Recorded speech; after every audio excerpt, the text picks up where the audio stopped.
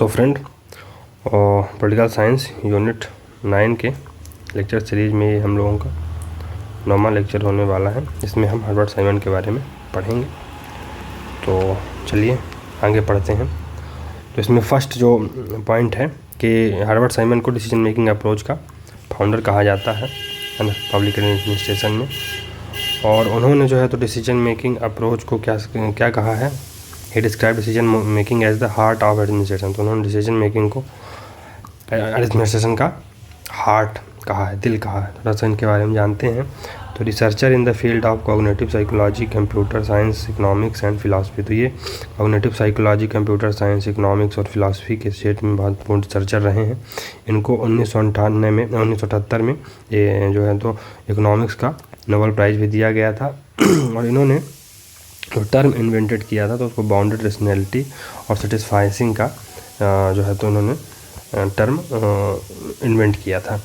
और इनके जो महत्वपूर्ण जिनके वर्क आगे वाले समय में हम पढ़ेंगे तो ये क्रिटिसिज्म ऑफ क्लासिकल थ्योरी इनका समझेंगे। व्हाट इज़ डिसीजन मेकिंग क्या है, process of decision decision making की प्रोसेस क्या होती है, और the concept of rationality and bounded rationality के कॉन्सेप्ट को समझाएंगे। तो इनके जो महत्वपूर्ण वर्क रहे हैं उसमें एक रहा है एडमिनिस्ट्रेटिव बिहेवियर, जो कि 1945 में लिखा गया था, है ना। दूसरा वर्क था ऑर्गेनाइजेशन, जो कि 1958 में लिखा गया था। तीसरा वर्क था पब्लिक एडमिनिस्ट्रेशन, जो 1950 में लिखा गया था। थर्ड वर्क था मॉडल ऑफ मैन, जो कि 1957 में लिखा गया था। The new science of management and decision, the new science of management decision, ये 1960 में लिखा गया था। द साइंस ऑफ आर्टिफिशियल, ये 1969 में लिखा गया था। मोड्स ऑफ बाउंडेड रेशनैलिटी, ये भी इनकी एक पुस्तक थी। तो जैसा कि शुरू में बताया गया था कि हर्बर्ट साइमन ने criticism of classical theory provide किया है। तो he criticized traditional administrative theories of Frederick Taylor, Henry Fayol, Luther Gulick, Lyndall Urwick, है ना। तो उन्होंने जो ट्रेडिशनल थ्योरी थी किसके द्वारा, जैसे टेलर ने ट्रेडिशनल थ्योरी दी थी, हेनरी फ्योल ने, लूथर गुलिक ने और लिंडर ओरविक ने जो ट्रेडिशनल थ्योरीज दी थी उसको उन्होंने क्रिटिसाइज किया है। कैसे, he call the principle of administration as proverb, है ना। तो उन्होंने जो प्रिंसिपल ऑफ एडमिनिस्ट्रेशन इनके द्वारा जो क्लासिकल थ्योरिस्टों के द्वारा जो दिया गया था प्रिंसिपल ऑफ एडमिनिस्ट्रेशन, उसको प्रोवर्ब्स कहते हैं, कहावतें कहते हैं। Specially principle like unity of command, span of control, line and staff, hierarchy, POSDCORB. तो जो unity of command, span of control, line and staff, hierarchy, POSDCORB जैसे कॉन्सेप्ट दिए गए थे क्लासिकल एडमिनिस्ट्रेटिव थ्योरिस्टों के द्वारा, उनको उन्होंने प्रोवर्ब की संज्ञा दी है। This principle are not principle because there is a gap between what is prescribed and what is practice. तो ये प्रिंसिपल क्यों नहीं है, क्योंकि जो प्रिस्क्राइब किया गया है और जो प्रैक्टिस किया जाता है उसमें, है ना, डिफरेंस होता है, उसमें गैप होता है ना। इसलिए ये प्रिंसिपल नहीं है। Herbert Simon also rejected the concept of politics administrative dichotomy. तो हर्बर्ट साइमन ने जो है पॉलिटिक्स और एडमिनिस्ट्रेशन डाइकोटमी को भी रिजेक्ट किया है। उनका कहना था कि policy and administration can be perform by both political and administrative official. तो उनका मानना था कि पॉलिसी और जो एडमिनिस्ट्रेशन है वो पॉलिटिकल और एडमिनिस्ट्रेटिव ऑफिशियल दोनों के द्वारा परफॉर्म किया जा सकता है। डिसीजन मेकिंग क्या है, डिसीजन मेकिंग क्या है हर्बर्ट साइमन के द्वारा। Herbert Simon equated administration with decision making. तो उन्होंने एडमिनिस्ट्रेशन को डिसीजन मेकिंग से के बराबर माना है ना। उनके लिए to him all administrative activity is decision making activity, है ना। तो उनके लिए हर प्रकार की जो एडमिनिस्ट्रेटिव एक्टिविटी होती है वो डिसीजन मेकिंग होती है ना। Administrative theory should be based primarily around the questions of decision making. तो उनका मानना था कि जो एडमिनिस्ट्रेटिव थ्योरी है वो प्राइमरली डिसीजन मेकिंग के क्वेश्चन के ऊपर ही बेस्ड होनी चाहिए। क्यों, decision making is the most important function of क्योंकि डिसीजन मेकिंग जो है तो ये किसी भी एडमिनिस्ट्रेटिव ऑफिसर के लिए एक बहुत ही महत्वपूर्ण फंक्शन होता है। It is very important to know the art and science of, है ना। तो इसलिए आर्ट और साइंस, डिसीजन मेकिंग के आर्ट और साइंस को जानना इसलिए बहुत ही महत्वपूर्ण है। It is important to know how decisions are made and how they can be made more effectively, है ना। ये भी जानना महत्वपूर्ण है कि डिसीजन कैसे लिए जाते हैं, है ना, कैसे लिए जाते हैं और उनको कैसे और ज़्यादा इफेक्टिव बनाया जा सकता है। अब दूसरा जो उनका कॉन्सेप्ट था प्रोसेस ऑफ डिसीजन मेकिंग, तो Herbert Simon identifies 4 different phases of decision making, है ना। तो हार्बर्ट साइमन ने 4 अलग अलग फेज डिसीजन मेकिंग के मतलब आइडेंटिफाई किए हैं। तो उनका फर्स्ट फेज है intelligence, finding out occasion calling for, हम तो इंटेलिजेंस जब अपन के पास होगी तो हम ऐसे ओकेजन्स को फाइंड कर पाएंगे जहाँ पर डिसीजन लेने की ज़रूरत होगी।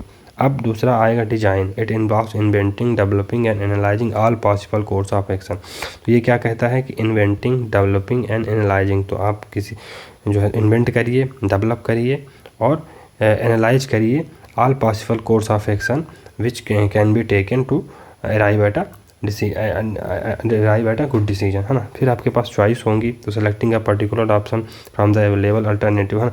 आपके पास बहुत सारे चॉइसेस होंगे जिसमें से आपको किसी एक पर्टिकुलर ऑप्शन को चूज करना होगा। फिर आप रिव्यू करेंगे, तो it involve reviewing the consequences of the alternative. For example हमारे पास 3 ऑप्शन थे, है ना, 3 ऑप्शन थे और हमने तीसरे ऑप्शन को चुना। तो उसके तीसरे ऑप्शन को चुनने से जो हमारे जो उसके परिणाम हुआ है उसको एनालाइज, उसको रिव्यू करने की ज़रूरत होती है।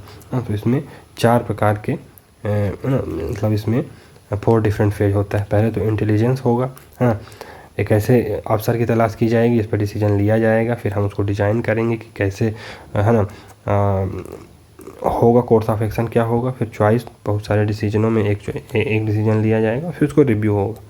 ये है उनके द्वारा programme and non programme decision के बारे में बताया गया है। तो प्रोग्राम डिसीजन क्या होते हैं? Decision bit are routine and repetitive, है ना। तो जो डिसीजन रूटीन के होते हैं और जिनको बार बार किया जाता है वो प्रोग्राम डिसीजन होते हैं।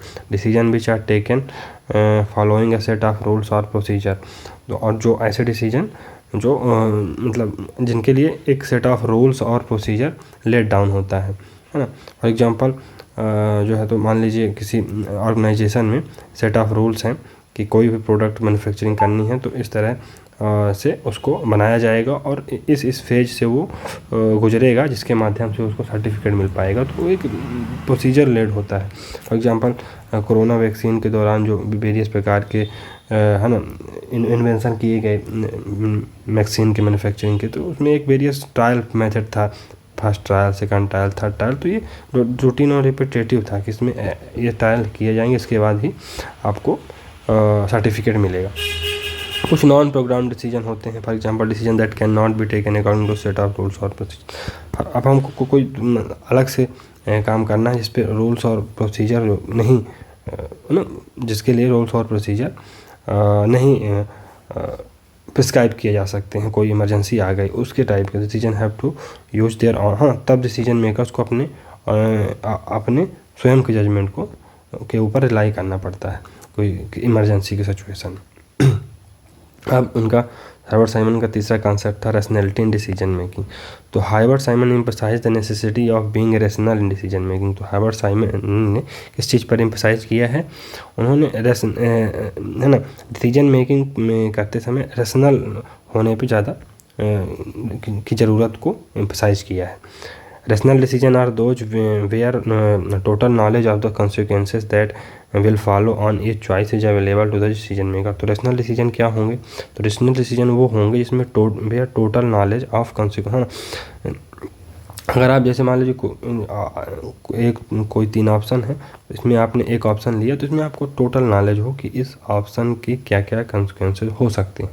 तब आप, और जब आप डिसीजन लेते हैं तब आप ऐसे डिसीजंस को रैशनल डिसीजन कहा जा सकता है। Rationality means matching of means to needs, है ना। अगर हमारे मीन्स, हमारे साधन जो है, तो साधन साधे से मिल जाते हैं तब उसको रैशनैलिटी कहा जाएगा, ना। Matching of means to end it appropriate means are chosen to achieve desired goals then decision is, हाँ, अगर किसी लक्ष्य को प्राप्त करने के लिए सही तरीक़ों का इस्तेमाल किया गया है तब वो डिसीजन रैशनल होगा, है ना। ये हो इसमें टाइप्स ऑफ रैशनल डिसीजन क्या हो सकते हैं? Objectively rational, subjectively rational, consciously rational, deliberately rational, organisationally rational और पर्सनली रैशनल। तो ये चीज़ें याद रखने की ज़रूरत। अब बाउंडेड रैशनैलिटी के कॉन्सेप्ट को जानते हैं। तो in order to understand bounded rationality we need to know what is total rationality. तो टोटल रैशनैलिटी है ना, बाउंडेड रैशनैलिटी को जानने के लिए ज़रूरी है कि हम ये जान जाएं कि टोटल रैशनैलिटी क्या होती है। तो Herbert Simon reject the concept of total rationality in administrative behaviour. तो हार्वर्ड साइमन ने एडमिनिस्ट्रेशन में टोटल रैशनैलिटी को रिजेक्ट किया है। क्यों? क्योंकि human being is neither totally rational not totally irrational. तो ह्यूमन बीइंग ना तो टोटली रैशनल होता है और ना ही टोटली इनरेशनल होता है। और अकॉर्डिंग टू टोटल रैशनैलिटी के अनुसार क्या होता है कि decision makers know everything about the given problem. Total rationality का ना ऑब्जेक्टिव या कि उसका मानना ये होता है कि जो डिसीजन मेकर होता है वो जो प्रॉब्लम दी जाती है उसके बारे में सब कुछ जानता है ना। Decision maker has complete knowledge about the available alternative and also their consequences. और डिसीजन मेकर के पास तो चलिए दोस्तों आगे बढ़ते हैं। Herbert Simon says that this type of total rationality is not possible in administrative field. तो हार्वर्ड साइमन का कहना है कि इस तरह की जो टोटल रैशनैलिटी का कॉन्सेप्ट है वो एडमिनिस्ट्रेटिव फील्ड पे लागू नहीं किया जा सकता है। Against the idea of total rationality Herbert Simon presents his own concept of bounded rationality. तो टोटल रैशनैलिटी के आइडिया के अगेंस्ट में हार्वर्ड साइमन अपनी बाउंडेड रैशनैलिटी के कॉन्सेप्ट को प्रेजेंट करते हैं।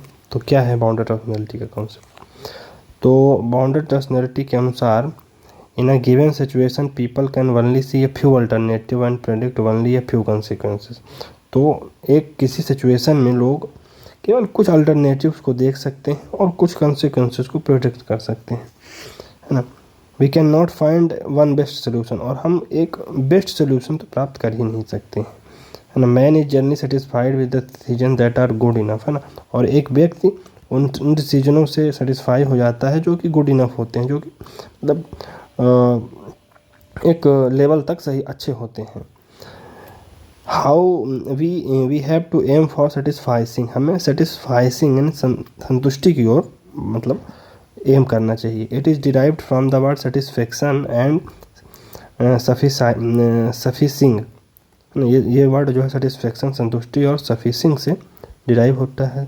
सेटिस्फाइसिंग involve the choice of decision which is satisfactory और गुड इनफ, है ना। तो वो सेटिस्फाइसिंग क्या इन्वॉल्व करता है कि चॉइस ऑफ डिसीजन, ऐसे डिसीजन की चॉइस जो कि सेटिस्फैक्टरी हो, मतलब गुड इनफ हो, है ना। Herbert Simon accept the idea of administrative man and rejects economic man. तो हार्वर्ड साइमन ने एडमिनिस्ट्रेटिव मैन के कॉन्सेप्ट को, आइडिया को एक्सेप्ट किया है और इकोनॉमिक मैन के आइडिया को रिजेक्ट किया है। Administrative man represents bounded rationality और जो इकोनॉमिक मैन है वो टोटल रैशनैलिटी को रिप्रेजेंट करता है। तो एडमिनिस्ट्रेटिव मैन बाउंडेड रैशनैलिटी को रिप्रेजेंट करता है और इकोनॉमिक मैन टोटल रैशनैलिटी को रिप्रेजेंट करता है। तो चलिए दोस्तों आज के लिए इतना ही, तो मिलते हैं अगले लेक्चर में। तब तक के लिए धन्यवाद।